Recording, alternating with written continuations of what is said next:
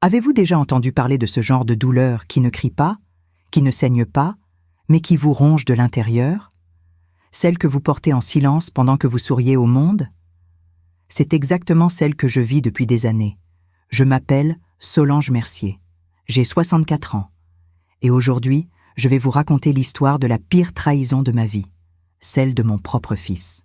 Mais avant de commencer, je vous demande une petite faveur. Si cette histoire vous touche, abonnez-vous à la chaîne, likez cette vidéo et dites-moi en commentaire d'où vous m'écoutez.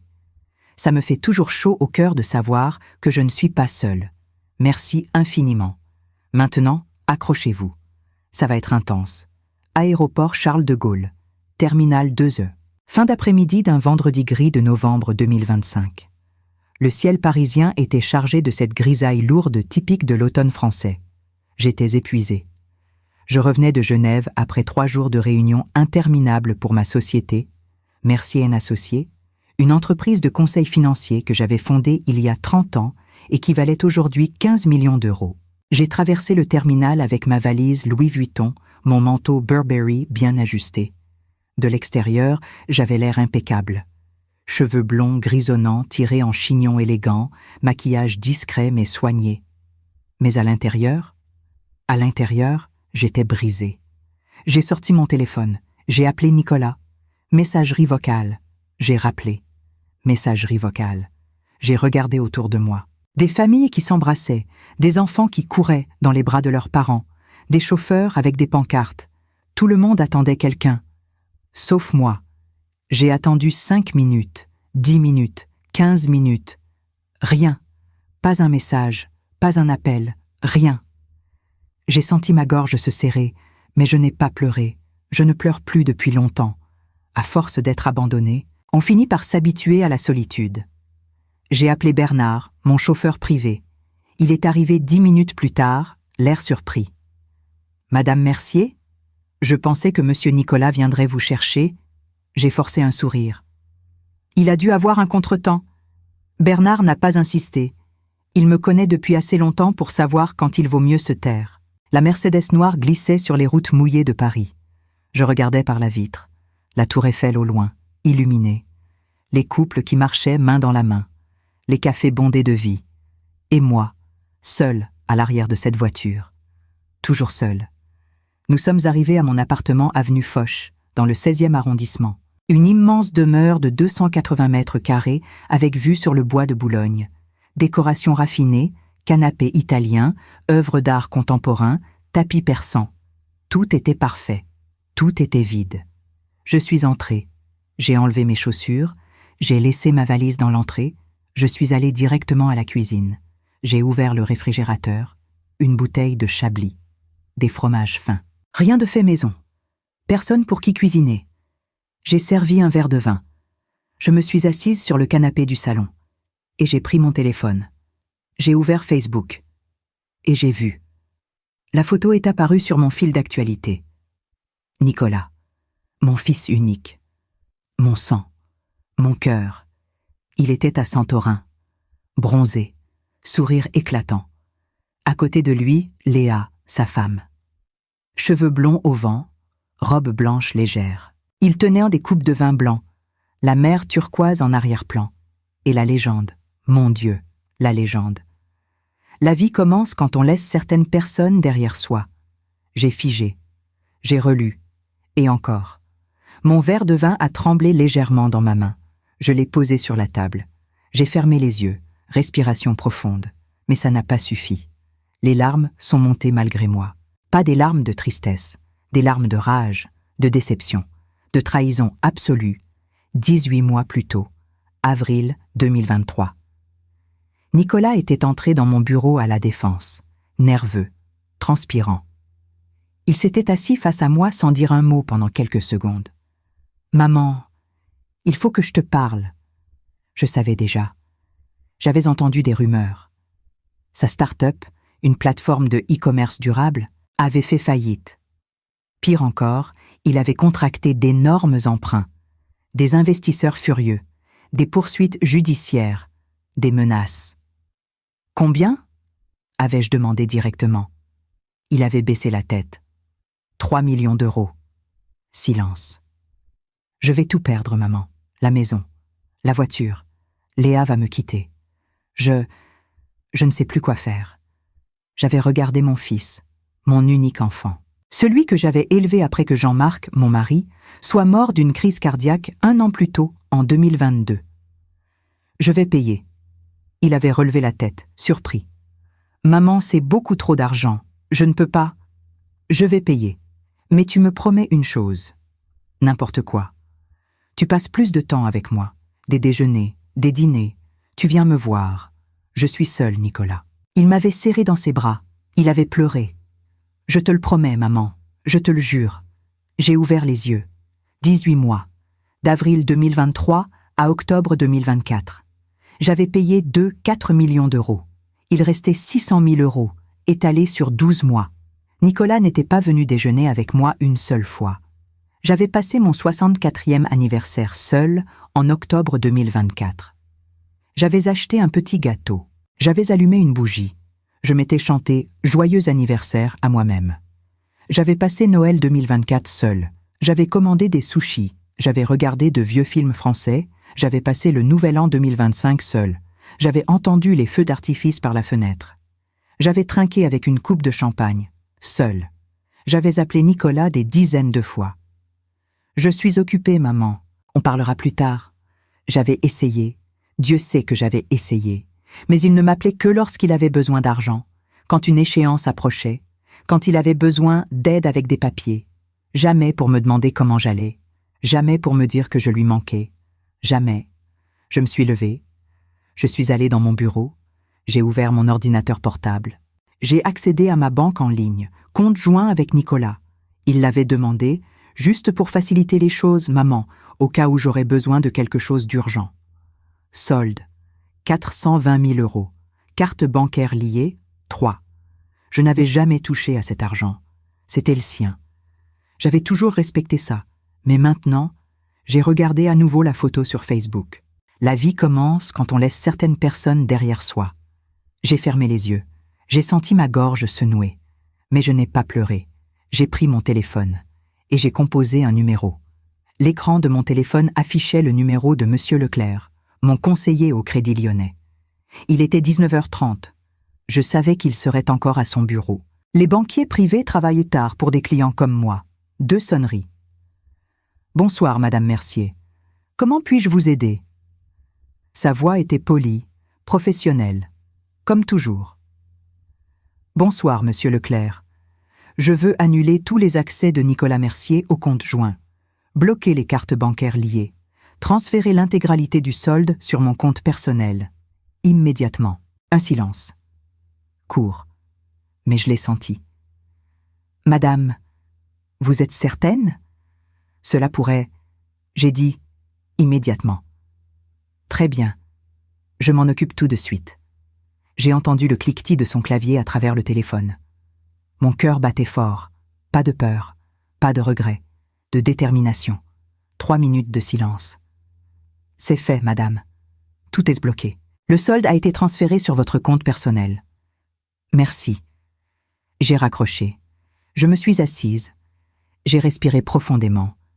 Et j'ai attendu. 5 minutes plus tard, mon téléphone a sonné. Nicolas. J'ai regardé l'écran. Mon doigt a hésité une seconde au-dessus du bouton vert. Puis j'ai décroché. « Maman, qu'est-ce que tu as fait ?» Ma carte a été refusée au restaurant. Devant Léa. Devant ses amis. « Tu m'as humiliée. » Sa voix était un mélange de colère et de panique. Je l'entendais respirer fort. J'ai répondu, calmement, presque froidement. « Parce que tu le mérites. »« Quoi ? Tu es devenue folle ? Cet argent était à moi. » C'était notre argent, compte joint. Et j'ai décidé que ce n'était plus le cas. « Tu ne peux pas faire ça. » Je viens de le faire. Un silence. J'entendais sa respiration lourde à l'autre bout du fil. J'ai continué. 18 mois, Nicolas. D'avril 2023 à octobre 2024. 18 mois à payer tes dettes. 2 400 000 euros. Tu m'avais promis que tu passerais plus de temps avec moi. Tu ne l'as pas fait? Pas un déjeuner, pas un café. J'ai passé mon anniversaire seul en octobre dernier, Noël seul en décembre, le Nouvel An seul en janvier. Et aujourd'hui, tu n'es même pas venu me chercher à l'aéroport. Maman, j'étais occupée, occupée à poster des photos à Santorin, occupée à écrire que la vie commence quand on laisse certaines personnes derrière soi. C'était moi, n'est-ce pas? Silence. Maman, ce n'était pas à propos de toi, je te jure. Si, c'était à propos de moi. Et tu sais ce qui fait le plus mal, Nicolas? C'est que tu ne m'appelles que quand tu as besoin d'argent, jamais pour savoir comment je vais, jamais pour me dire que je te manque, seulement pour l'argent. Ce n'est pas vrai? Ah non? Alors dis-moi, quand est-ce que tu m'as demandé, pour la dernière fois, comment j'allais? Quand? Silence. Je ne sais pas, Exactement. Tu ne sais pas. Parce que tu ne l'as jamais fait. Ma voix a tremblé, mais je suis restée ferme. Ton père est mort il y a 3 ans, Nicolas, en 2022. 3 ans. Et je suis restée seule. J'ai essayé de me rapprocher de toi. J'ai supplié. Mais tu m'as ignorée. Et maintenant j'ai compris. Tu ne veux pas d'une mère. Tu veux une banque. Non, ce n'est pas comme ça. Alors c'est comment? Silence. J'ai raccroché. Je suis restée assise dans le silence de mon salon. Les lumières de Paris scintillaient par la fenêtre. La ville était vivante. Moi, j'étais morte à l'intérieur depuis si longtemps. Mais ce soir, quelque chose avait changé.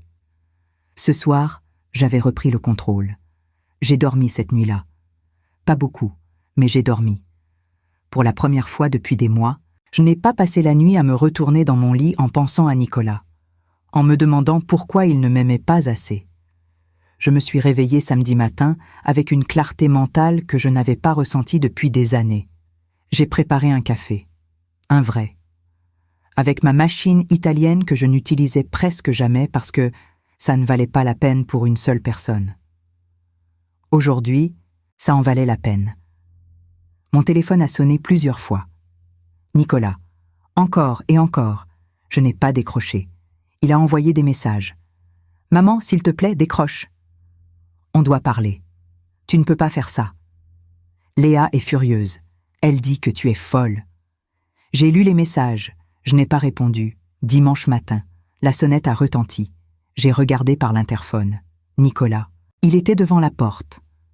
Débraillé. Cerne sous les yeux. Nerveux. J'ai hésité. Puis, j'ai appuyé sur le bouton. Il est monté. J'ai ouvert la porte. Il est entré rapidement, comme s'il avait peur que je change d'avis. « Maman, il faut qu'on parle. On n'a rien à se dire. S'il te plaît. » J'ai soupiré. Je l'ai laissé entrer. Nous nous sommes assis dans le salon. J'ai servi du café. Nicolas était agité. Il ne tenait pas en place. « Maman, je sais que j'ai fait des erreurs. Je sais que je t'ai laissé de côté. Mais tu ne peux pas me faire ça. J'ai besoin de cet argent. » Léa est furieuse. Les amis parlent. Tu as besoin de l'argent. Oui, Et moi, de quoi j'ai besoin? Nicolas s'est arrêté. J'ai continué. J'ai besoin d'un fils, Nicolas. Pas d'un débiteur. Pas de quelqu'un qui n'apparaît que quand il a besoin de quelque chose. J'ai besoin de quelqu'un qui m'aime, qui veut être avec moi. Mais toi, tu n'as jamais voulu. Ce n'est pas vrai. Ah non? Alors pourquoi tu n'es pas venu me chercher à l'aéroport vendredi? Pourquoi tu as passé Noël dernier en voyage sans m'inviter? Pourquoi tu ne réponds jamais à mes appels? Nicolas a baissé la tête. J'étais occupée avec ma vie, maman. Ta vie? Et je n'en fais pas partie, n'est-ce pas? Un silence lourd s'est installé. Je me suis levée. Je suis allée dans mon bureau. Je suis revenue avec un dossier. Je vais te faire une proposition, une dernière chance. Nicolas m'a regardé, plein d'espoir. Tu vends tout ce que tu as. L'appartement que je t'ai offert, la voiture, tout. Tu repars de zéro. Et je t'aide à monter une nouvelle entreprise. Petite, réaliste. Tu travailles. Vraiment. Je te soutiens. Mais tu restes près de moi. Déjeuner chaque semaine, dîner, conversation. Tu redeviens mon fils. Nicolas a froncé les sourcils. Vendre tout? Maman, c'est de la folie. L'appartement vaut 800 000 €. La voiture? Tu préfères l'appartement ou ta mère? Silence. Nicolas a ri nerveusement. Maman, tu es dramatique. Je n'ai pas besoin de tout vendre. J'ai juste besoin d'un peu de temps, d'un capital de départ et... Non, tu as besoin d'apprendre. Apprendre à valoriser ce que tu as. Apprendre que l'argent ne tombe pas du ciel. Apprendre que je ne serai pas là éternellement. Maman, je ne peux pas faire ça. Léa n'accepterait jamais. Mes amis diraient « Tes amis, Léa, et moi, où est-ce que je me situe dans cette liste ?» Nicolas est resté silencieux. J'ai vu dans ses yeux. J'ai vu l'égoïsme. J'ai vu le refus. J'ai vu qu'il n'allait rien abandonner. J'ai souri, tristement. J'ai compris. Maman, ce n'est pas ça, je... Pars, Nicolas. Maman, pars. Il a hésité. Il m'a regardé. Il a vu qu'il n'y avait pas de négociation possible. Il s'est levé. Il est allé vers la porte. Avant de sortir, il a dit « Tu vas le regretter ». J'ai répondu d'une voix ferme « Non, Nicolas. C'est toi qui vas le regretter. » Il est parti. La porte s'est refermée. Je suis resté immobile, seul. Mais cette fois, j'étais en paix. Les jours suivants ont été étranges. J'avais l'impression de flotter dans une sorte de vide émotionnel. Pas triste, pas heureuse, juste vide. Nicolas n'a plus appelé, plus de messages, plus rien. Le silence était assourdissant, mais j'avais pris ma décision, et je ne reculerai pas. Lundi matin, je suis retourné au bureau. Mercier & Associés, mon entreprise, mon bébé. Celle que j'avais construite à partir de rien il y a 30 ans, quand j'avais 34 ans, et que personne ne croyait qu'une femme pouvait réussir dans la finance. Mon assistante, Eliane, m'a accueillie avec son sourire habituel. « Bonjour, Madame Mercier. Vous avez bonne mine aujourd'hui. » J'ai souri. « Merci, Eliane. » Elle avait raison. Pour la première fois depuis longtemps, je me sentais légère. J'ai passé la matinée à travailler. Réunions, appels, dossiers. J'adorais mon travail. C'était la seule chose dans ma vie qui avait toujours eu du sens. À midi, Eliane est entrée dans mon bureau. « Madame, il y a quelqu'un qui veut vous voir. »« Qui ?»« Madame Léa Mercier. » Mon cœur s'est arrêté. Léa, la femme de Nicolas. Faites-la entrer. Léa est entrée. Belle comme toujours, cheveux blonds parfaitement coiffés, tailleur élégant, mais son visage était dur, froid. « Bonjour Solange. » Elle ne m'appelait jamais maman, toujours Solange. Ça m'avait toujours dérangée, mais je n'avais jamais rien dit. « Bonjour Léa, assieds-toi. » Elle s'est assise, elle m'a regardé droit dans les yeux. « Tu sais pourquoi je suis là ?» Je m'en doute. Nicolas est détruit. Tu l'as humilié. Tu lui as coupé l'accès à son propre argent. Son argent. Léa a froncé les sourcils. Oui, son argent. J'ai souri, calmement. Léa, c'était un compte joint. Légalement, cet argent était autant à moi qu'à lui. Et j'ai décidé de le reprendre. Mais pourquoi? Pourquoi maintenant? Parce que j'en ai assez. Assez de quoi?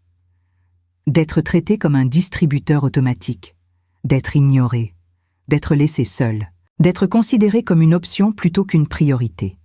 Léa a ri, un rire froid. Tu es dramatique, Solange. Nicolas t'aime. Il est juste occupé. Occupé à voyager à Santorin pendant que je passe Noël seul, occupé à poster sur Facebook que la vie commence quand on laisse certaines personnes derrière soi. Le visage de Léa s'est durci. Ce poste n'était pas à propos de toi. Alors de qui? Silence. J'ai continué. Léa, je ne suis pas stupide. Je sais que Nicolas ne m'aime pas vraiment. Il aime mon argent. Et toi aussi. Comment oses-tu? J'ose parce que c'est la vérité. Depuis que tu es avec lui, tu n'as jamais essayé de me connaître. Tu n'as jamais voulu passer du temps avec moi. Tu m'as toujours vu comme un obstacle, comme quelqu'un d'encombrant. Léa s'est levée. Son visage était rouge de colère. « Tu sais quoi, Solange? Tu as raison. Je ne t'aime pas.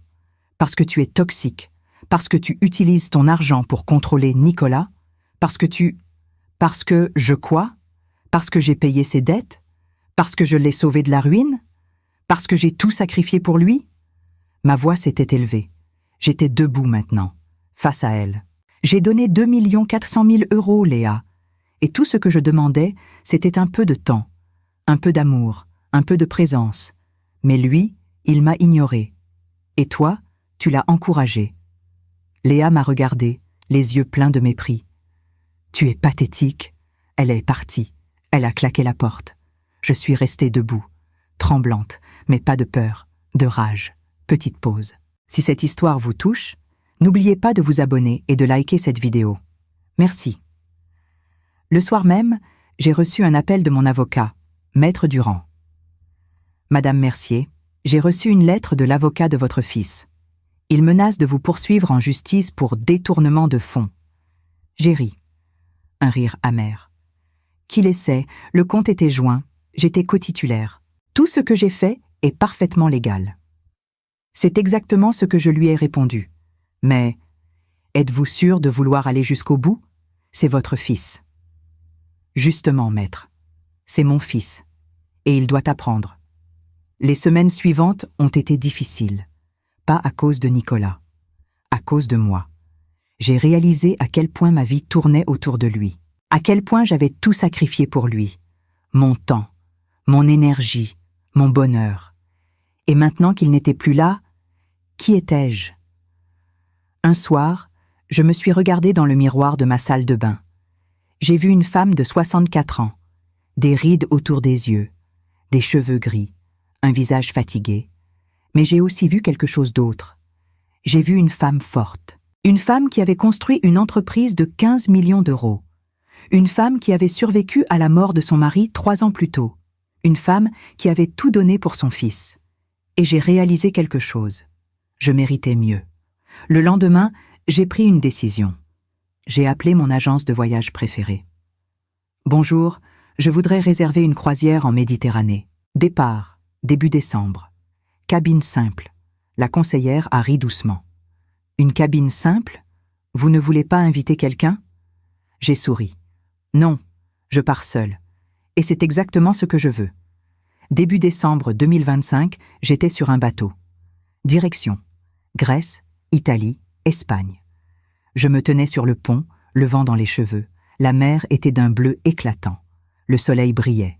Et pour la première fois depuis des années, j'ai senti que je respirais vraiment. Le premier soir, il y avait un dîner de bienvenue. J'étais assise à une table avec d'autres passagers. Des couples, principalement. Et un homme seul. Il s'appelait Alain. 66 ans. Professeur d'histoire à la retraite. Veuf depuis 5 ans. Nous avons parlé. De tout. De rien. De la vie. De la perte. De la solitude. Et j'ai réalisé quelque chose d'extraordinaire. Je n'étais pas seule. Les jours suivants, Alain et moi avons passé beaucoup de temps ensemble. Nous visitions les villes, nous déjeunions sur le pont, nous regardions le coucher de soleil. Ce n'était pas de la passion, ce n'était pas de l'amour fou, c'était quelque chose de mieux. C'était de la compagnie, de la complicité, du respect. Un soir, alors que nous étions assis sur le pont, Alain m'a demandé « Pourquoi vous êtes partie seule, Solange ?» J'ai hésité. Puis j'ai décidé d'être honnête. Parce que j'ai passé toute ma vie à attendre que mon fils m'aime. Et j'ai fini par comprendre qu'il ne m'aimera jamais comme je le voulais. Alors j'ai décidé de vivre pour moi. Alain a hoché la tête. Vous avez eu raison. La vie est trop courte pour attendre l'amour de quelqu'un qui ne peut pas le donner. J'ai souri. Exactement. Nous sommes arrivés à Santorin. Ironiquement, la même île où Nicolas avait posté sa photo il y a quelques semaines. Je suis descendue du bateau. J'ai marché dans les rues blanches et bleues. J'ai bu du vin blanc dans un café avec vue sur la mer. Et j'ai pris une photo. Moi, souriante, heureuse.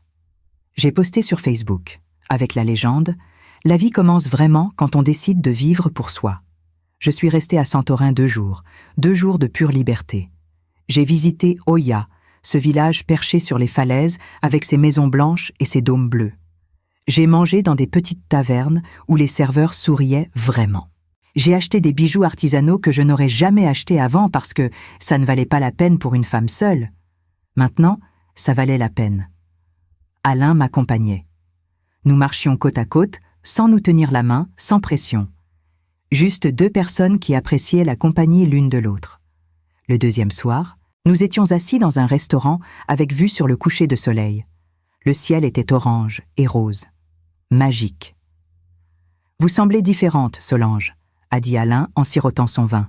« Différente comment ? » ?»« Plus légère, comme si un poids énorme avait été retiré de vos épaules. » J'ai souri.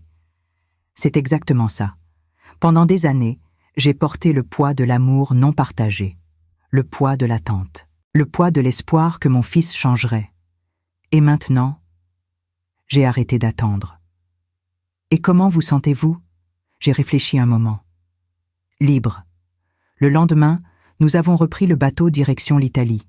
Rome, Florence, Venise. Chaque ville était une révélation. Je redécouvrais le monde. Je redécouvrais la joie de vivre sans attendre la permission de quelqu'un d'autre pour être heureuse. À Rome, j'ai jeté une pièce dans la fontaine de Trévi. On dit que si vous jetez une pièce, vous reviendrez à Rome. Mais moi, j'ai fait un vœu différent. J'ai souhaité ne plus jamais avoir besoin de quelqu'un d'autre pour me sentir complète. À Florence, nous avons visité la galerie des Offices. Alain, avec sa passion pour l'histoire, m'a raconté l'histoire de chaque tableau. J'écoutais, fasciné, pas seulement par l'art, mais par la façon dont il parlait, avec passion, avec vie. « Vous auriez fait un excellent guide touristique », lui ai-je dit en riant. J'y ai pensé après ma retraite, mais je n'ai jamais eu le courage. Pourquoi ? Il a hésité, parce que ma femme est morte juste après ma retraite, et pendant 5 ans, je n'ai plus eu envie de rien. J'ai posé ma main sur la sienne. Je comprends. Et je comprenais vraiment la perte, la solitude, le vide. À Venise, nous avons fait une promenade en gondole. Cliché, je sais, mais magnifique. Le gondolier chantait en italien, l'eau reflétait les bâtiments anciens. Alain et moi étions assis côte à côte en silence. Et dans ce silence, j'ai senti quelque chose. Pas de l'amour, pas encore, mais une connexion, une possibilité. Le dernier soir de la croisière, il y avait un dîner de gala. J'ai mis une robe élégante que j'avais achetée des années auparavant, mais que je n'avais jamais portée parce que ça ne valait pas la peine. Ce soir, ça valait la peine. Alain portait un costume. Il était beau, distingué. Nous avons dansé. Lentement, maladroitement. Je ne suis pas très bon danseur, s'est-il excusé. Moi non plus. Nous avons ri. Et dans ce rire, j'ai senti quelque chose se réparer en moi. À la fin de la soirée, Alain m'a raccompagné à ma cabine. « Merci pour ces 2 semaines, Solange. Vous m'avez rappelé qu'il est possible de vivre après la perte. » Vous aussi, Alain. Il a hésité. Puis il a pris ma main. « Est-ce que je peux vous revoir, après la croisière ?» J'ai souri. J'aimerais beaucoup. De retour à Paris mi-décembre, j'ai repris ma vie. Mais elle était différente maintenant. J'ai commencé à sortir plus. Théâtre, concerts, expositions. J'ai pris des cours d'aquarelle. Quelque chose que j'avais toujours voulu faire, mais que je n'avais jamais eu le temps. J'ai adopté un chat. Un petit chat roux que j'ai appelé Simone, en hommage à Simone de Beauvoir. Mon appartement était toujours grand, mais il n'était plus vide. Alain et moi nous sommes revus. Régulièrement. Déjeuner, dîner, promenade dans Paris. Ce n'était pas une relation passionnée. Nous étions trop vieux pour ça. Mais c'était une relation saine, respectueuse, équilibrée. Il ne me demandait pas d'être quelqu'un d'autre. Il m'acceptait tel que j'étais. Et pour la première fois de ma vie, je me sentais vue, vraiment vue. Pendant ce temps, Nicolas a essayé de me contacter. Plusieurs fois, appels, messages, lettres manuscrites. Je n'ai pas répondu. Un jour, quelques jours avant Noël, Eliane est entrée dans mon bureau. « Madame, votre fils est en bas. Il demande à vous voir. » Mon cœur s'est serré. « Dites-lui que je suis occupée. » Il dit que c'est urgent. Et il n'est pas seul. J'ai froncé les sourcils. « Pas seul ? Il y a une jeune femme avec lui. Pas Madame Léa. » J'ai hésité. « Dites-lui de revenir demain, à 10h, s'ils viennent tous les deux. » Le lendemain matin, à 10h précises, Nicolas est entré dans mon bureau. Il avait changé, il avait maigri, des cernes, l'air fatigué, mais aussi quelque chose de différent dans son regard. Avec lui, une jeune femme, cheveux bruns attachés, jeans et pull simple, pas de maquillage, jolie dans sa simplicité. « Bonjour maman. »« Bonjour Nicolas. » Il s'est assis. La jeune femme s'est assise à côté de lui. « Maman, voici Sophie.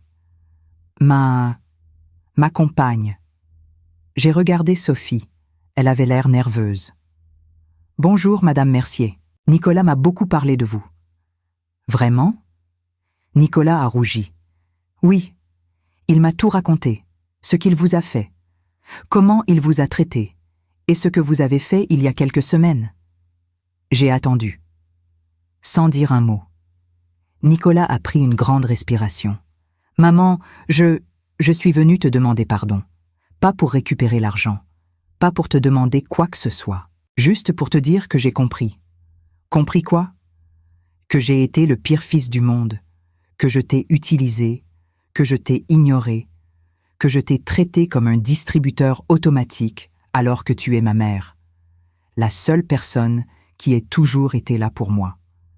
Il a baissé la tête.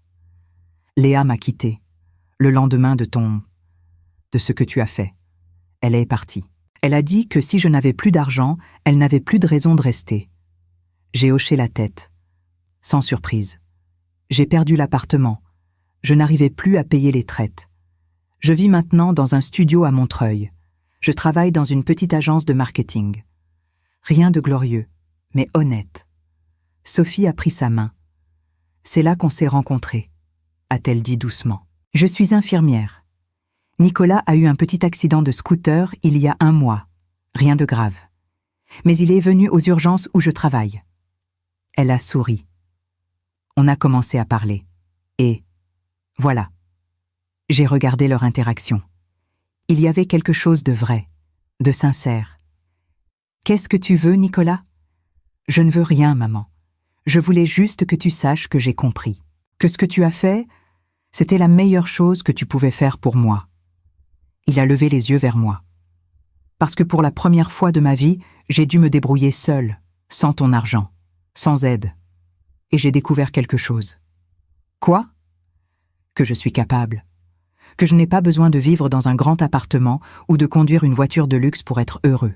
Que ce qui compte vraiment, c'est ça. » Il a serré la main de Sophie.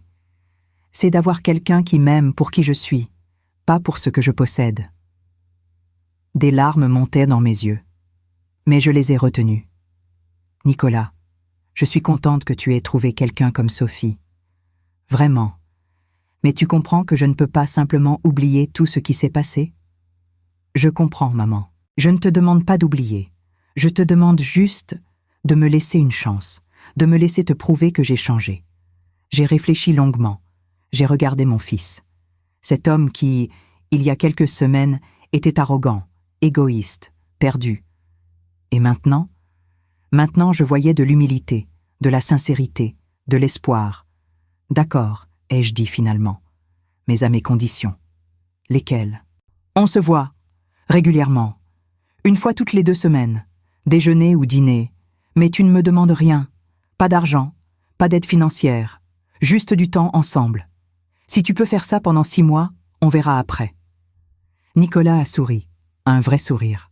« Merci, maman, merci de me donner cette chance. » Sophie a ajouté « Merci, Madame Mercier. Je vous promets que je vais l'aider à tenir sa promesse. » Ils sont partis. Et pour la première fois depuis longtemps, j'ai ressenti quelque chose que je croyais avoir perdu. De l'espoir. Les semaines suivantes, jusqu'à Noël, ont été surprenantes. Nicolas a tenu parole. Nous nous sommes vus 2 fois. 1 fois pour un déjeuner près de mon bureau, une autre fois pour un café le dimanche après-midi. Il me parlait de sa nouvelle vie, de son travail dans cette petite agence de marketing à Belleville, de son studio à Montreuil, petit mais lumineux, de Sophie et de comment elle l'aidait à voir les choses différemment. « Tu sais, maman, » m'a-t-il dit lors de notre 2e rencontre, « je gagne maintenant 2 800 € par mois. Avant, je dépensais ça en une semaine sans même y penser. Et maintenant? Maintenant, je fais attention à chaque euro. Sophie et moi, on cuisine à la maison. On se promène dans les parcs. On va au cinéma les mardis soirs parce que c'est moins cher. Et tu sais quoi? Je suis plus heureux qu'avant. J'ai souri. Mais une partie de moi restait méfiante. Les changements peuvent être temporaires. Les gens retombent souvent dans leurs vieilles habitudes. Le temps le dirait. Pendant ce temps, ma propre vie s'épanouissait. Alain et moi nous voyions plusieurs fois par semaine. Nous avions développé une routine douce et confortable. Le mercredi, nous allions au théâtre ou au cinéma. Le samedi, nous déjeunions ensemble dans de petits restaurants que nous découvrions. Le dimanche, nous nous promenions au jardin du Luxembourg ou au bois de Boulogne. Un soir de décembre, alors que nous dînions chez lui dans son appartement de Montparnasse, Alain m'a dit « Solange, j'ai réfléchi à quelque chose. »« Quoi ? » ?»« Après Noël, que dirais-tu de partir une semaine en Provence ? J'ai trouvé une petite maison à louer près de Gordes, juste nous deux. » Au calme. J'ai souri. « J'aimerais beaucoup, Alain. » Il a pris ma main. « Tu sais, je ne m'attendais pas à te rencontrer sur ce bateau. Je ne cherchais pas l'amour. Je cherchais juste à échapper à ma solitude pendant 2 semaines. Moi non plus, je ne cherchais rien. Mais je t'ai trouvé. Et tu as illuminé ma vie d'une façon que je n'aurais jamais imaginée. » Il a hésité. « Je ne suis pas en train de te demander de m'épouser, ni même de vivre ensemble. Mais je veux que tu saches que tu comptes énormément pour moi. » J'ai senti les larmes monter. « Toi aussi, Alain. Toi aussi. » Quelques jours avant Noël, Nicolas m'a appelé. « Maman, est-ce que tu as des projets pour Noël ?» J'ai hésité. Je pensais peut-être aller chez Alain. Il m'a invité. Alain ? Un ami. Quelqu'un que j'ai rencontré récemment. Un ami ou plus qu'un ami ? J'ai ri. Plus qu'un ami, je suppose. Il y a eu un silence. Puis Nicolas a dit « Je suis content pour toi, maman, vraiment. Tu mérites d'être heureuse. » Merci, Nicolas. Mais est-ce que tu accepterais de venir déjeuner chez nous le jour de Noël ? Sophie et moi, on aimerait beaucoup. Et si Alain veut venir aussi, il est le bienvenu. J'ai été surprise, touchée. Tu es sûre ? Absolument. S'il te plaît, maman. J'aimerais vraiment qu'on passe Noël ensemble. Ça fait tellement longtemps. J'ai pensé au Noël dernier, seule dans mon appartement, les sushis, les films, la solitude. D'accord, Nicolas, nous viendrons. Le jour de Noël, Alain et moi sommes arrivés à Montreuil en fin de matinée. Le studio de Nicolas était au 3e étage d'un immeuble ancien. Pas d'ascenseur, des escaliers étroits. Quand il a ouvert la porte, j'ai été frappée par la simplicité du lieu. 40 mètres carrés, une pièce principale avec un coin cuisine, une petite chambre, une salle de bain minuscule. Mais c'était propre, chaleureux, des plantes vertes partout, des photos au mur, une petite bibliothèque remplie de livres d'occasion. Bienvenue, maman. Bienvenue, Alain. Sophie est sortie de la cuisine, un tablier autour de la taille, le visage rouge de la chaleur. Bonjour, j'espère que vous avez faim. J'ai cuisiné un poulet rôti avec des légumes du marché. Nous nous sommes installés autour de la petite table. C'était serré. Nos genoux se touchaient presque. Mais c'était parfait. Pendant le repas, Nicolas et Sophie nous ont raconté leur projet. Ils voulaient économiser pour ouvrir un jour un petit café-librairie. Rien de grandiose. Juste un endroit chaleureux où les gens pourraient venir lire et boire un café. Ça prendra du temps, a dit Nicolas. Peut-être 3 ou 4 ans avant qu'on ait assez d'économies. Mais on y arrivera, sans emprunter, sans demander d'aide à personne. J'ai hoché la tête, fière, vraiment fière. Après le déjeuner, Sophie a annoncé « J'ai quelque chose à vous dire. Enfin, nous avons quelque chose à vous dire. » Elle a regardé Nicolas. Il a pris sa main. « Maman, Alain. » Sophie est enceinte. Le temps s'est arrêté. J'ai regardé Sophie. Puis Nicolas. Puis Sophie à nouveau. « Tu es enceinte ?»« Oui, » a dit Sophie en souriant. « 2 mois. On vient de le découvrir la semaine dernière. Les larmes ont jailli de mes yeux. Je ne pouvais pas les retenir. Je vais être grand-mère ? Oui, maman, tu vas être grand-mère. Je me suis levée. J'ai serré Sophie dans mes bras. Puis Nicolas. Je pleurais. Je riais. J'étais submergée d'émotions. Je suis tellement heureuse. Tellement, tellement heureuse. Alain s'est levé aussi. Il a serré la main de Nicolas. Félicitations à vous deux. Nous avons passé le reste de l'après-midi à parler du bébé, des prénoms possibles, de comment ils allaient aménager leur petit studio, de leur peur, de leur excitation. En rentrant chez moi ce soir-là, dans la voiture avec Alain, j'ai réalisé quelque chose. Il y a 1 an, j'étais seule, abandonnée, brisée. Aujourd'hui, j'avais un compagnon merveilleux, un fils qui avait enfin compris, une future belle-fille adorable, et bientôt, un petit enfant. « À quoi tu penses ?» a demandé Alain. « Je pense que la vie est étrange. Parfois, il faut tout perdre pour tout retrouver. C'est vrai. Je pense aussi que j'ai eu raison, de dire non, de laisser Nicolas tomber, parce que maintenant, il se relève, vraiment. » Alain a pris ma main. « Tu as eu un courage extraordinaire, Solange. Beaucoup de mères n'auraient pas pu faire ce que tu as fait. Ça a été la chose la plus difficile de ma vie. Mais la bonne chose. Oui, la bonne chose. » Cette nuit-là, avant de m'endormir, j'ai pensé à Jean-Marc, mon mari, mort il y a 3 ans. Je me demandais ce qu'il penserait de tout ça, de Nicolas, d'Alain, de moi. Et j'ai eu le sentiment qu'il serait fier. Fier de notre fils qui avait enfin trouvé son chemin. Fier de moi qui avais eu le courage de vivre à nouveau. Et quelque part, je sentais qu'il me donnait sa bénédiction. Les semaines suivantes ont filé à une vitesse incroyable. Janvier 2025 est arrivé avec son lot de résolutions et de nouveaux départs. Pour moi, ce nouveau départ avait commencé en novembre.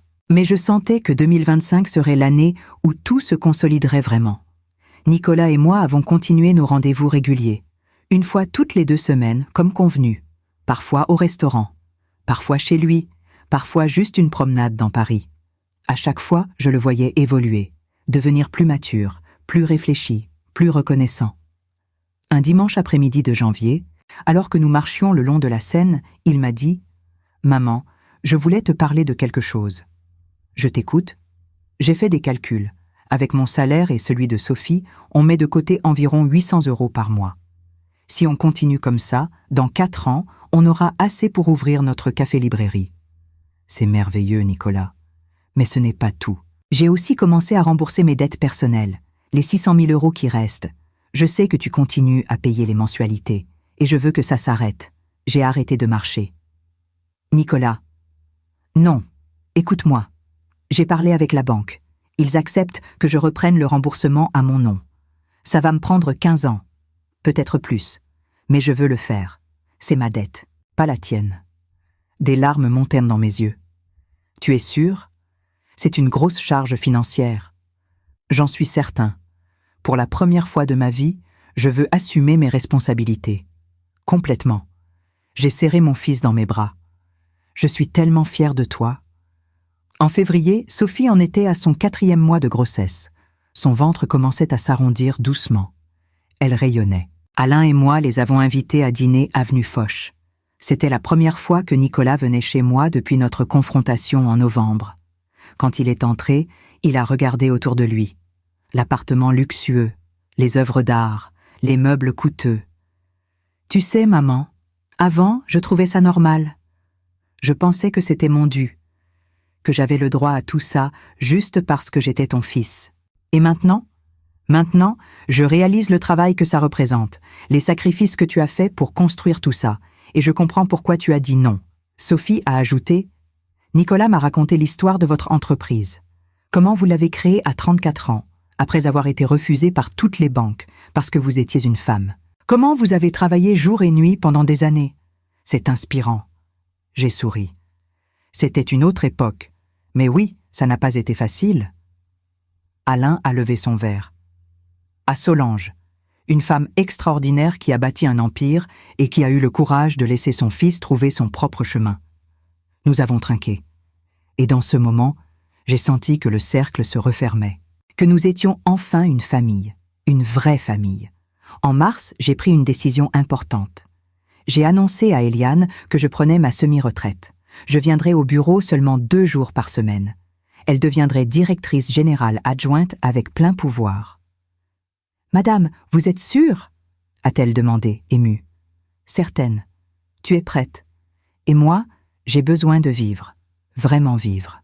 Pas seulement travailler. » « Qu'est-ce que vous allez faire ?»« Voyager, peindre, passer du temps avec Alain, voir mon fils, attendre mon petit-fils ou ma petite-fille, profiter de la vie. » Elle m'a serré dans ses bras. « Vous le méritez tellement. J'ai aussi décidé de créer une fondation. Avec une partie de mes bénéfices, j'allais aider de jeunes entrepreneurs à lancer leur entreprise.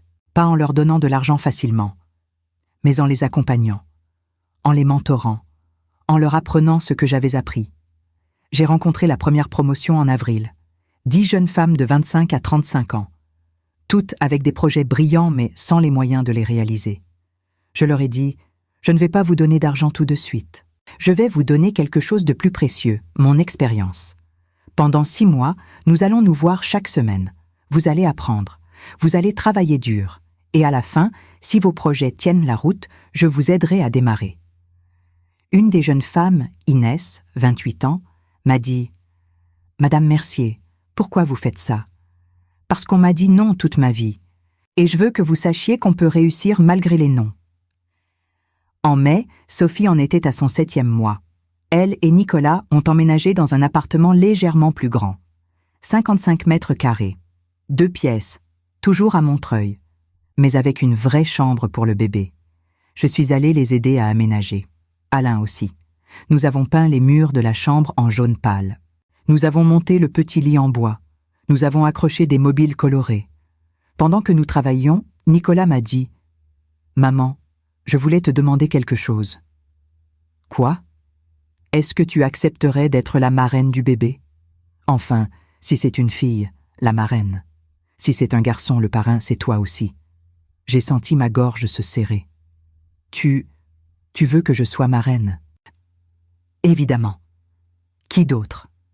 Tu es la femme la plus forte que je connaisse. Tu m'as sauvé la vie en me laissant tomber. Je veux que mon enfant grandisse en connaissant cette force, ce courage. Les larmes coulaient sur mes joues. Oui, Nicolas.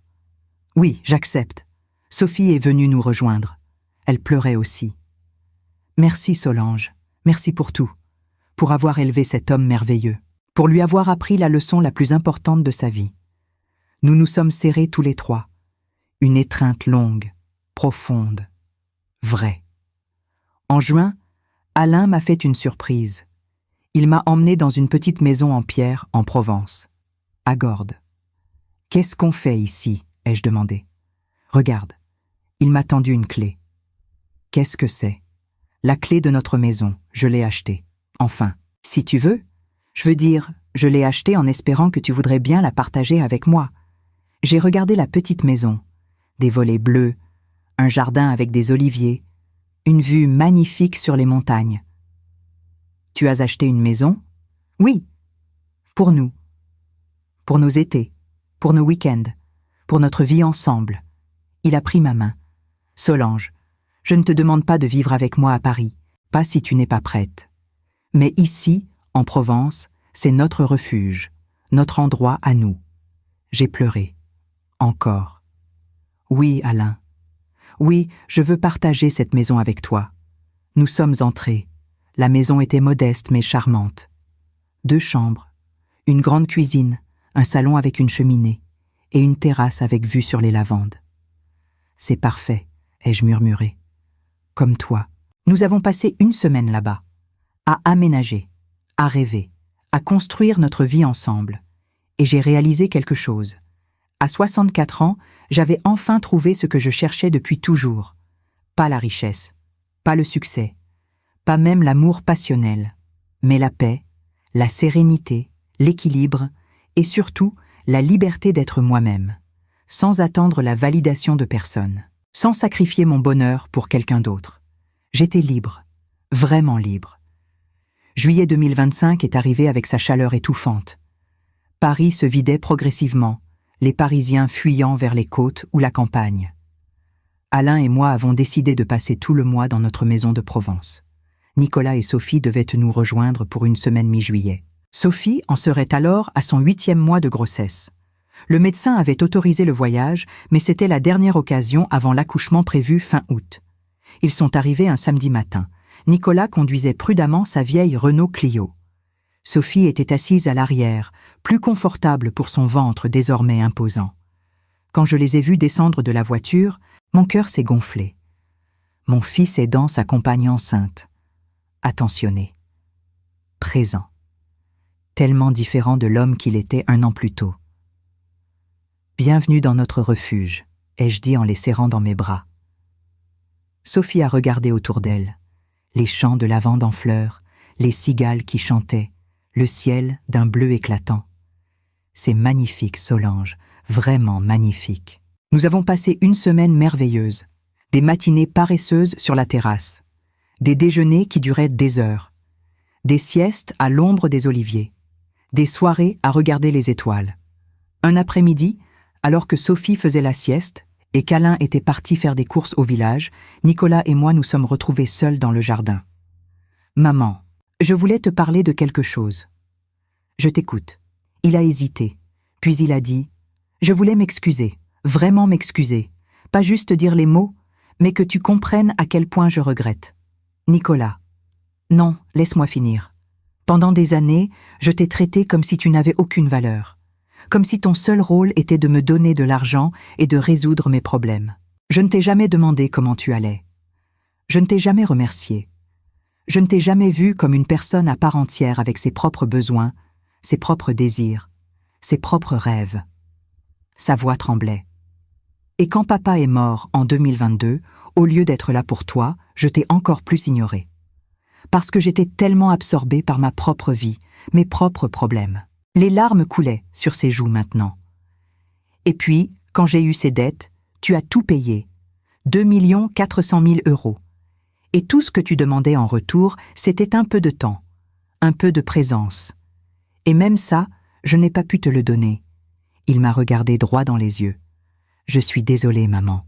Vraiment, profondément désolée. Et je veux que tu saches que chaque jour, je travaille pour devenir l'homme que tu mérites comme fils. » J'ai pris ses mains dans les miennes. « Nicolas, je t'ai pardonné. Vraiment. Pas parce que tu as changé, même si c'est vrai.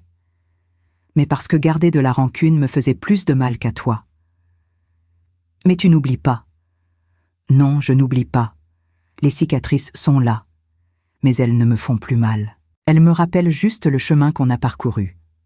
Toi et moi. » Nicolas a posé sa tête sur mon épaule, comme quand il était petit. « Merci, maman. Merci de m'avoir laissé tomber. Merci de m'avoir sauvée en me disant non. » Nous sommes restés comme ça un long moment. Mère et fils, réconciliés, réparés. Le soir, nous avons organisé un grand dîner sur la terrasse. Alain avait cuisiné un gigot d'agneau. Sophie avait préparé une salade niçoise. Nicolas avait acheté du vin local au village. Pendant le dîner, nous avons parlé de l'avenir, du bébé qui arriverait bientôt, du café-librairie que Nicolas et Sophie espéraient ouvrir dans quelques années, de mes projets avec la fondation, des voyages qu'Alain et moi voulions faire. À un moment, Sophie a dit « Vous savez, nous avons décidé d'un prénom. Si c'est une fille, elle s'appellera Jeanne, en hommage à Jean-Marc. » J'ai figé. Mon cœur s'est arrêté. « Jeanne ? » ?»« Oui, » a dit Nicolas. « Sophie et moi, on trouve que c'est important de garder le lien avec papa, même s'il n'est plus là.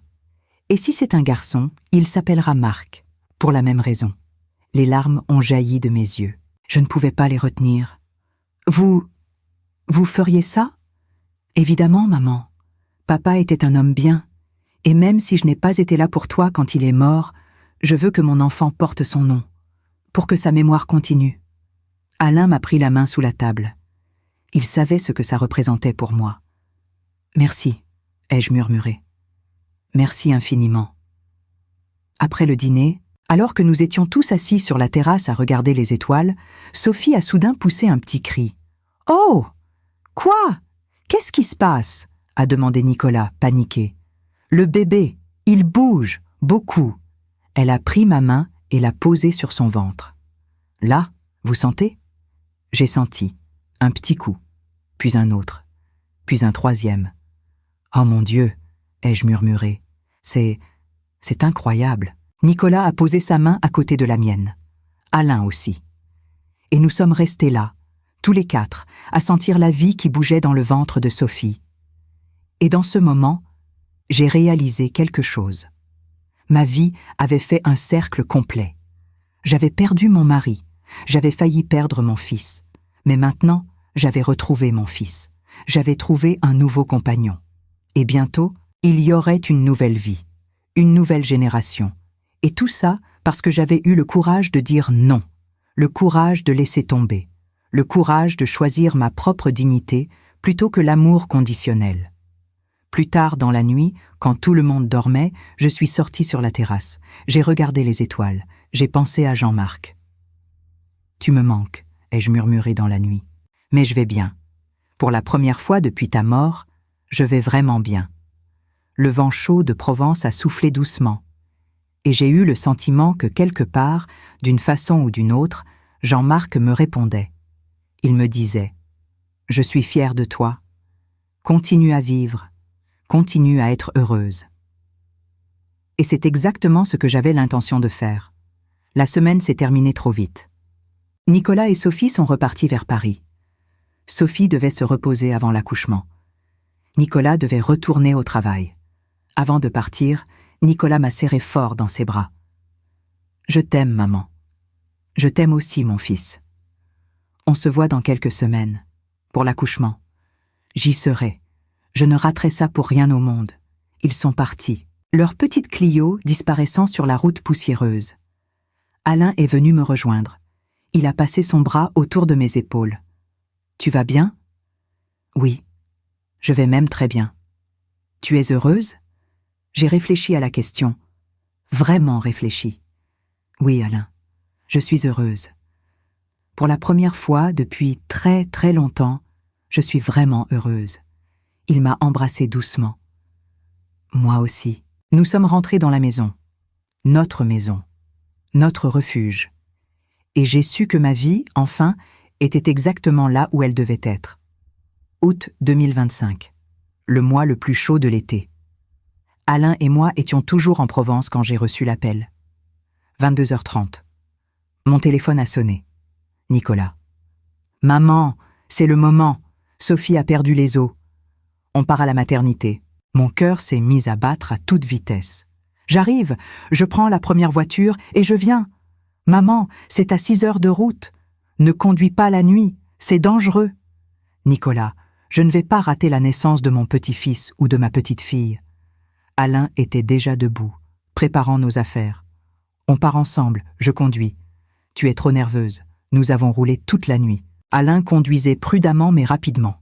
Moi, j'étais assise sur le siège passager, les mains crispées, regardant défiler les autoroutes désertes. À 6 heures du matin, nous sommes arrivés à la maternité de l'hôpital Saint-Antoine à Paris. J'ai couru dans les couloirs comme une jeune femme. Alain suivait derrière avec nos sacs. Nicolas était dans la salle d'attente, les cheveux en bataille, les yeux rouges, épuisé mais vibrant d'énergie. « Maman, tu es là. »« Bien sûr que je suis là. Comment va Sophie ?» Elle est en salle de travail depuis 4 heures ce matin. Ça avance bien. L'équipe médicale dit que le bébé devrait arriver dans les prochaines heures. Je peux la voir. Pas maintenant. Mais dès que le bébé sera né, tu seras la première après moi. Nous nous sommes assis. Nicolas, Alain, moi. Dans cette salle d'attente qui sentait le désinfectant et l'anxiété. Les heures ont passé. Lentement. Interminablement. Nicolas faisait les 100 pas. Je lisais le même magazine encore et encore, sans rien comprendre. Alain essayait de rester calme, mais je voyais son pied qui tapotait nerveusement. À 11h47, une sage-femme est sortie. « Monsieur Mercier ?» Nicolas a bondi. « Oui, félicitations. C'est une petite fille. 2 kilos. En parfaite santé. Maman aussi va très bien. » Nicolas a éclaté en sanglots. Il s'est effondré sur une chaise, pleurant comme un enfant. Je me suis approchée. Je l'ai serré dans mes bras. Nous pleurions tous les deux. « Tu es papa, Nicolas. Tu es papa. Je sais, je n'arrive pas à y croire. 15 minutes plus tard, on nous a fait entrer. D'abord Nicolas, seul. Puis, 10 minutes après, Nicolas est ressorti. « Maman, Sophie veut te voir, avec le bébé. » J'ai suivi l'infirmière dans une chambre claire et lumineuse. Sophie était dans le lit, épuisée mais rayonnante, et dans ses bras. Mon cœur s'est arrêté. Une petite chose minuscule, des cheveux noirs, les yeux fermés, les petits poings serrés. « Solange, voici Jeanne. » Je me suis approché. Les larmes coulaient sur mes joues sans que je puisse les arrêter. Elle est parfaite. Est-ce que vous voulez la prendre? Je peux? Bien sûr. Vous êtes sa grand-mère. Sophie m'a tendu le bébé. J'ai pris Jeanne dans mes bras, doucement, comme si elle était en cristal. Elle était chaude, douce. Elle sentait cette odeur unique des nouveau-nés. « Bonjour, Jeanne », ai-je murmuré. « Je suis ta mamie, ta grand-mère, et je t'aime déjà plus que tu ne peux l'imaginer. » Jeanne a ouvert les yeux. 2 petits yeux bleus qui m'ont regardé. Pas vraiment vu, bien sûr.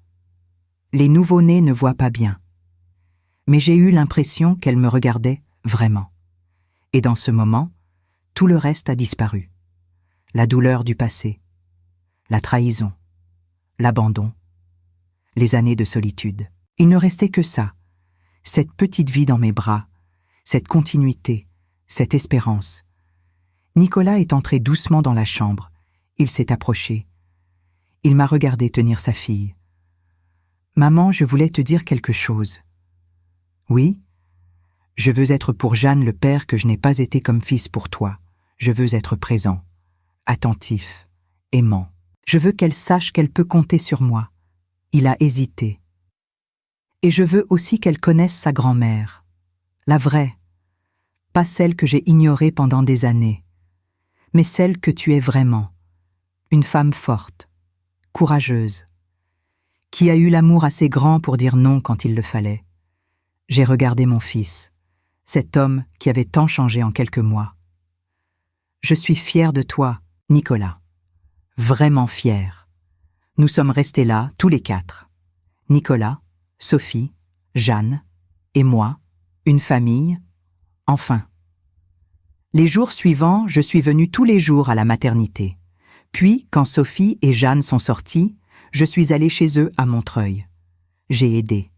Bercer Jeanne quand elle pleurait, changer des couches, préparer des repas pour Nicolas et Sophie qui étaient épuisés. Mais je n'ai pas envahi leur espace.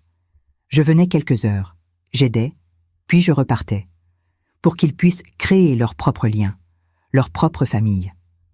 Un soir, alors que je berçais Jeanne pendant que Sophie prenait une douche et que Nicolas préparait le dîner, j'ai regardé cette petite fille dans mes bras et j'ai pensé à tout le chemin parcouru. Il y a 1 an, en novembre 2024, j'étais seule dans cet aéroport, abandonnée, brisée. Aujourd'hui, en août 2025, je tenais ma petite fille dans mes bras. J'avais un compagnon merveilleux, un fils qui avait enfin compris, une belle-fille adorable. J'avais une vie, ma vie. Nicolas est venu me rejoindre. Il s'est assis à côté de moi. « À quoi tu penses ?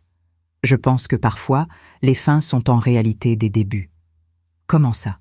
Quand j'ai bloqué ton compte en novembre dernier, je pensais que c'était la fin de notre relation, que je te perdais pour toujours. Et en réalité, c'était le début de ta vraie vie, le début de notre vraie relation, pas basée sur l'argent ou l'obligation, mais sur l'amour véritable. Nicolas a posé sa tête sur mon épaule. « Tu sais, maman, Sophie et moi, on a beaucoup parlé, et on voudrait que Jeanne grandisse différemment de moi. » Comment ça ? On veut qu'elle apprenne la valeur de l'argent, le respect des autres, la gratitude. On ne veut pas lui donner tout ce qu'elle veut, on veut lui donner ce dont elle a besoin, et surtout, on veut être présent, vraiment présent. J'ai souri. Vous serez de merveilleux parents. On va essayer. Et on veut que tu sois là, pas comme une baby-sitter, mais comme une vraie grand-mère, quelqu'un qui partage sa vie avec Jeanne, qui lui apprend, qui lui montre qu'on peut être fort et doux en même temps. Les larmes coulaient encore, mais c'étaient des larmes de joie pure. Rien ne pourrait me rendre plus heureuse. Cette nuit-là, de retour avenue Foch avec Alain, je me suis regardée dans le miroir de ma salle de bain.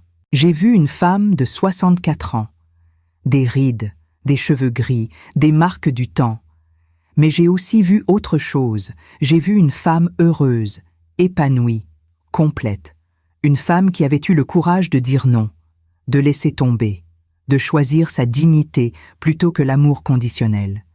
Et qui avait gagné, non pas contre son fils, mais pour eux deux. Je me suis couchée ce soir-là avec un sentiment de plénitude que je n'avais jamais ressenti auparavant. Ma vie n'était pas parfaite. Elle ne l'avait jamais été. Elle ne le serait jamais. Mais elle était bonne. Elle était riche de sens. Elle était mienne. Et c'était largement suffisant. Septembre 2025. Les feuilles commençaient à peine à changer de couleur. Paris reprenait son rythme effréné après les vacances d'été. Jeanne avait maintenant 1 mois. Elle commençait à sourire. Pas les sourires réflexes des premiers jours, mais de vrais sourires. Et chaque fois que je venais la voir, elle me regardait avec ses grands yeux bleus et souriait. « Elle te reconnaît », disait Sophie. « Regarde comme elle sourit quand tu arrives. » Ces mots me réchauffaient le cœur d'une façon indescriptible. Nicolas avait pris son congé paternité. 2 semaines pendant lesquelles il ne quittait pratiquement pas Sophie et Jeanne. Il changeait les couches, il donnait les biberons la nuit, il berçait Jeanne pendant des heures quand elle ne voulait pas dormir. « Je ne veux pas être un père absent comme j'ai été un fils absent », m'avait-il dit un jour. Et il tenait parole. En septembre, j'ai aussi repris mes activités avec la Fondation.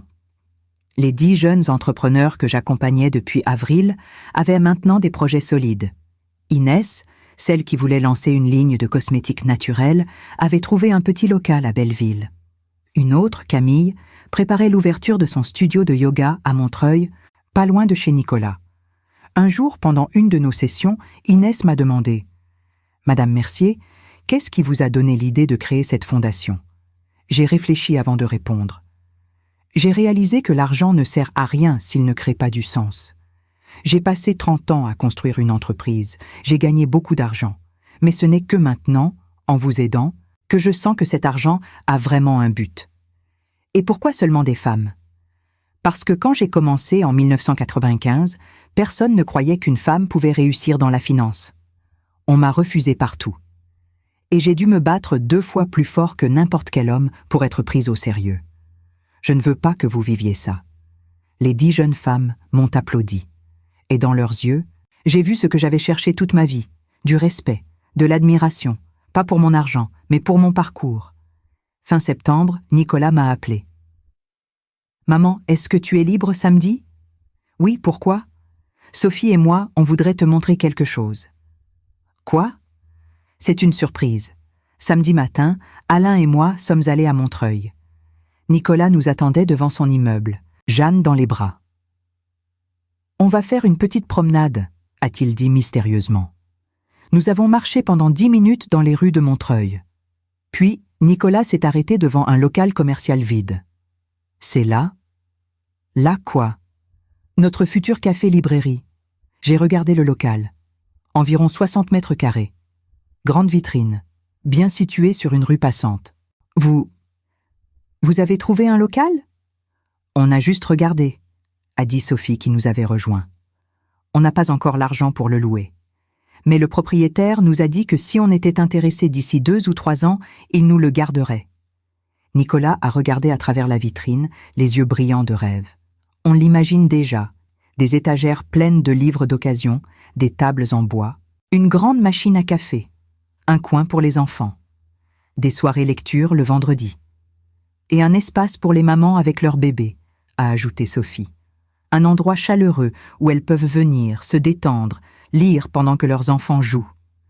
Je les écoutais parler avec passion, et j'ai réalisé quelque chose. Ils n'avaient pas besoin de mon argent. Ils avaient besoin de leurs rêves, de travailler pour quelque chose qui leur appartenait vraiment. C'est un beau projet, ai-je dit simplement, et je suis sûre que vous y arriverez. Plus tard dans la journée, de retour chez Nicolas et Sophie, alors que Jeanne dormait et que nous buvions du thé, Sophie m'a dit « Solange, Je voulais vous remercier. Me remercier? Pourquoi? Pour avoir sauvé Nicolas. Pour avoir eu le courage de lui dire non. Parce que sans ça, je n'aurais jamais rencontré l'homme dont je suis tombée amoureuse. Elle a pris ma main. L'homme que j'ai rencontré aux urgences en novembre dernier était brisé, humilié, perdu. Mais il était aussi prêt à changer, prêt à apprendre. Et c'est vous qui l'aviez préparé à ça. Je ne sais pas si j'ai sauvé qui que ce soit. J'ai juste fait ce que je devais faire pour ma propre survie. Peut-être. Mais en vous sauvant vous-même, vous l'avez sauvé lui aussi. Nicolas nous a rejointes. Il s'est assis par terre à côté de nous. Vous savez ce qui est drôle? Quand j'étais avec Léa, je pensais que j'étais heureux. J'avais un grand appartement, une belle voiture, des amis impressionnants, de l'argent. Il a regardé autour de lui. Le petit appartement modeste, les meubles d'occasion, les jouets de bébé qui traînaient partout. Mais je n'ai jamais été aussi heureux que maintenant, dans ces 55 mètres carrés, avec Sophie, avec Jeanne, sans argent mais avec tout ce qui compte vraiment. Il m'a regardé. Et c'est grâce à toi, maman, parce que tu as eu le courage de me laisser perdre tout ça, pour que je découvre ce qui avait vraiment de la valeur. En octobre, nous avons célébré mes 65 ans. Pas un anniversaire triste et solitaire comme l'année précédente. Un vrai anniversaire, avec les gens que j'aimais.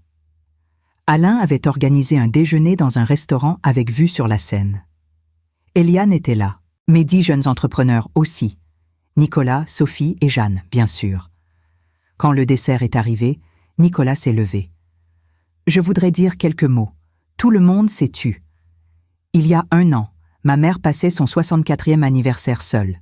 Elle s'était acheté un petit gâteau. Elle avait chanté « Joyeux anniversaire » toute seule, parce que moi, son fils unique, je l'avais abandonné. Sa voix tremblait. Aujourd'hui, elle fête ses 65 ans entourée de gens qui l'aiment vraiment. Et je suis tellement, tellement reconnaissant d'être l'un d'eux. Il a levé son verre.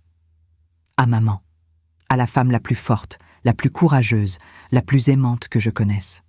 À celle qui m'a appris que l'amour véritable n'est pas de toujours dire oui, mais de savoir dire non quand c'est nécessaire. Je t'aime, maman, et je te promets que tu ne passeras plus jamais un anniversaire seul.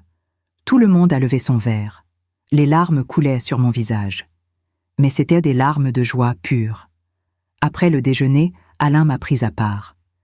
J'ai quelque chose pour toi. Il m'a tendu une petite boîte. Alain, tu n'aurais pas dû... Ouvre-la. J'ai ouvert. À l'intérieur, une clé. Une vraie clé en métal, attachée à un porte-clés en bois d'olivier. C'est quoi? La clé de notre maison en Provence. Ta clé. Parce que cette maison n'est pas juste la mienne.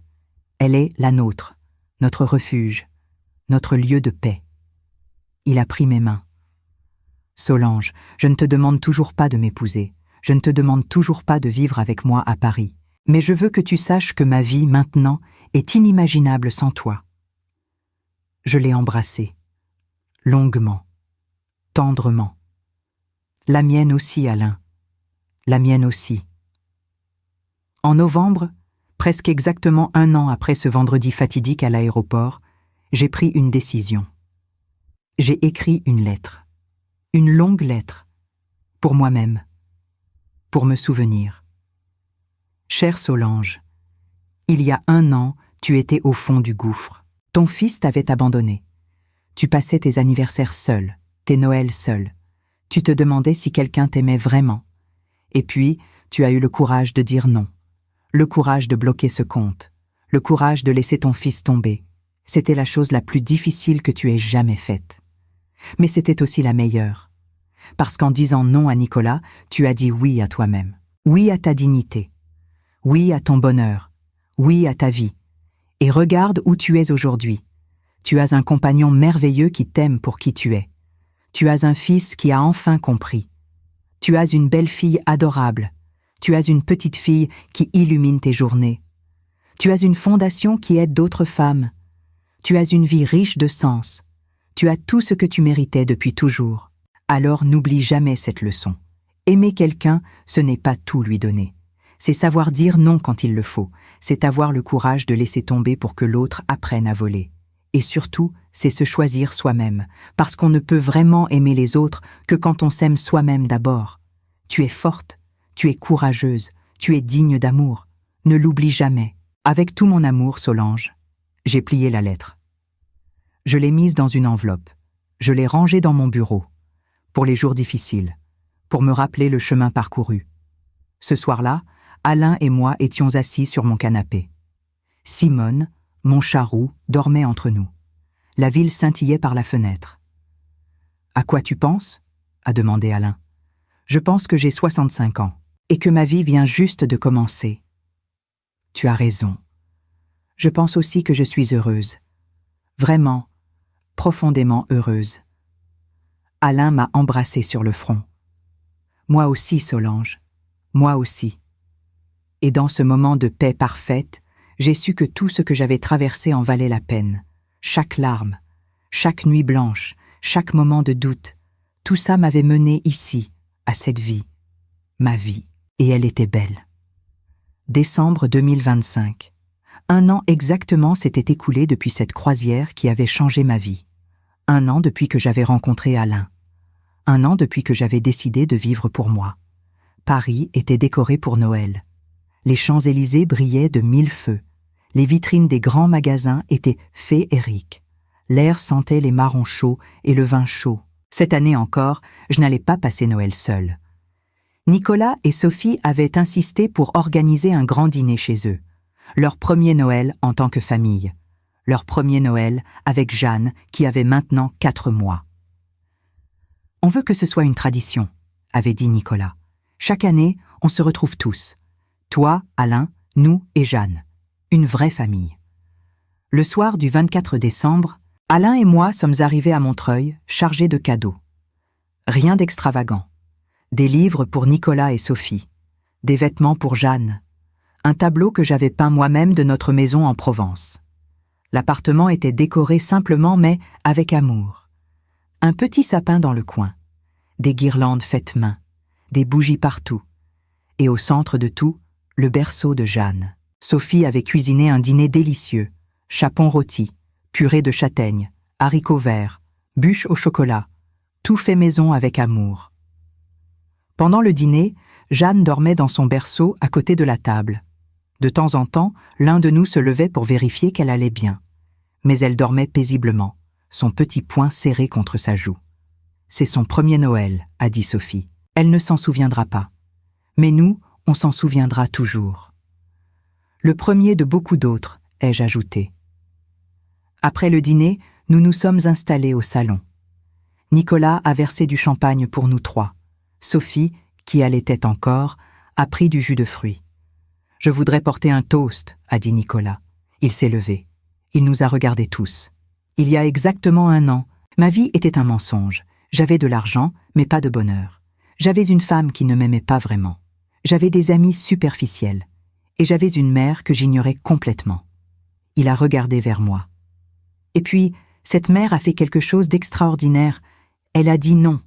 Elle a bloqué mon accès à l'argent. Elle m'a laissé tomber. Et sur le moment, je l'ai détesté pour ça. Il a souri à travers ses larmes. Mais c'était le plus grand cadeau qu'elle pouvait me faire. Parce qu'en me laissant tomber, elle m'a forcé à apprendre à voler, à me débrouiller seule, à découvrir qui j'étais vraiment quand je n'avais plus rien. Il a levé son verre vers moi. Et aujourd'hui, grâce à toi, j'ai tout. J'ai cette femme merveilleuse qui m'aime pour qui je suis. J'ai cette petite fille qui est la lumière de ma vie. J'ai un travail honnête, un projet qui me passionne. Et surtout, j'ai retrouvé ma mère. La vraie, pas celle que j'utilisais, mais celle que je respecte, admire et aime profondément. Les larmes coulaient sur mes joues, sur celles de Sophie, sur celles d'Alain aussi. Alors ce soir, je bois à toi, maman, à ton courage, à ta force, à ton amour. Merci de m'avoir laissé tomber. Merci de m'avoir sauvé. Je t'aime. Je t'aime aussi, mon fils. Nous avons trinqué. Et dans ce moment, tout était parfait. Après, nous avons ouvert les cadeaux. Nicolas et Sophie m'ont offert un album photo qu'ils avaient préparé. Des photos de Jeanne depuis sa naissance. chaque page avec une petite note. Premier sourire, 3 semaines. Première fois chez mamie, 1 mois. Premier bain, 2 semaines. À la dernière page, il y avait une photo de moi tenant Jeanne, et la note disait « La meilleure mamie du monde ». J'ai pleuré, encore. Vers minuit, Jeanne s'est réveillée. Elle pleurait. Sophie s'est levée pour aller la chercher. « Non, laisse », ai-je dit. « Je vais la prendre ». J'ai pris Jeanne dans mes bras. Je l'ai bercée doucement. Elle s'est calmée presque immédiatement. Elle m'a regardée avec ses grands yeux bleus, et elle a souri. « Elle t'adore », a dit Nicolas. Elle sourit toujours quand tu la prends. C'est réciproque. Je suis allée près de la fenêtre avec Jeanne. Dehors, il neigeait. De gros flocons blancs qui tombaient doucement sur mon treuil. « Tu vois, Jeanne, ai-je murmuré. C'est ton premier Noël. Tu ne t'en souviendras pas. Mais moi, je m'en souviendrai toute ma vie. » J'ai embrassé son petit front. « Tu sais, ta mamie a vécu beaucoup de choses. Des bonnes, des mauvaises. Elle a eu des moments de joie et des moments de profonde tristesse. » Jeanne me regardait, comme si elle comprenait. Mais tout ça m'a amenée ici, à ce moment, avec toi dans mes bras. Et tu sais quoi? Ça en valait la peine. Chaque seconde en valait la peine. Nicolas est venu me rejoindre. Il a passé son bras autour de mes épaules. « Tu sais, maman, Sophie et moi, on a parlé. On voudrait que tu sois plus qu'une grand-mère pour Jeanne. » « Comment ça? On voudrait que tu sois un modèle, quelqu'un qui lui montre qu'on peut être forte et douce à la fois, qu'on peut réussir dans les affaires sans perdre son humanité, qu'on peut se relever après une chute. » Il m'a regardé dans les yeux. « On veut qu'elle grandisse en sachant que sa mamie est une femme extraordinaire. Une femme qui a construit un empire. Une femme qui a eu le courage de dire non à son propre fils pour le sauver. Une femme qui mérite tout le respect du monde. Nicolas, je suis sérieux, maman. Tu es mon héroïne. Et je veux que tu sois celle de Jeanne aussi. » Plus tard, alors qu'Alain et moi rentrions avenue Foch, je lui ai demandé « Tu penses qu'on fait les bons choix dans la vie? Ou est-ce que c'est juste le hasard ?» Alain a réfléchi. « Je pense qu'on fait des choix, et ces choix créent notre vie. Tu as fait le choix de dire non à Nicolas. C'était un choix difficile, courageux. Et regarde où ça t'a mené. Et toi, tu as fait quel choix? » J'ai fait le choix de monter sur ce bateau de croisière. J'aurais pu rester chez moi, seule, à pleurer ma femme. Mais j'ai fait le choix de vivre. Et j'ai trouvé quelque chose d'inattendu. Je t'ai trouvé, toi. Il m'a pris la main. Alors oui, je pense qu'on fait les bons choix, quand on a le courage d'écouter notre cœur. Cette nuit-là, avant de m'endormir, j'ai repensé à tout ce qui s'était passé cette année. Cette année incroyable, cette année qui avait tout changé. Il y a 1 an, en novembre 2024, j'étais à cet aéroport, seule, abandonnée, brisée. Aujourd'hui, en décembre 2025, j'avais une vie pleine, riche, belle. J'avais Alain. J'avais Nicolas qui était redevenu mon fils. J'avais Sophie, qui était comme la fille que je n'avais jamais eue. J'avais Jeanne qui illuminait mes journées. J'avais ma fondation. J'avais mes aquarelles. J'avais ma maison en Provence. J'avais tout ce que j'avais toujours voulu. Et tout ça parce que j'avais eu le courage de dire 4 mots, parce que tu le mérites. Ces mots, prononcés dans la colère et la douleur, étaient redevenus ma libération. En disant à Nicolas qu'il méritait d'apprendre, je m'étais dit à moi-même que je méritais d'être heureuse. Et j'avais eu raison. Je méritais le bonheur. Je méritais l'amour. Je méritais de vivre. Et maintenant, à 65 ans, je vivais enfin. Vraiment. Pas à travers quelqu'un d'autre. Pas en attendant qu'on me donne la permission. Mais pour moi. Par moi. Avec moi. Et c'était la plus belle victoire de toutes. Je me suis endormie ce soir-là avec un sourire aux lèvres, avec Alain à mes côtés, avec Simone ronronnant au pied du lit. Et dans mes rêves, j'ai vu Jean-Marc. Il me souriait et il me disait « Je suis fière de toi, Solange. Continue à vivre. Continue à être heureuse. Tu le mérites. » Et j'ai su qu'il avait raison. Je le méritais.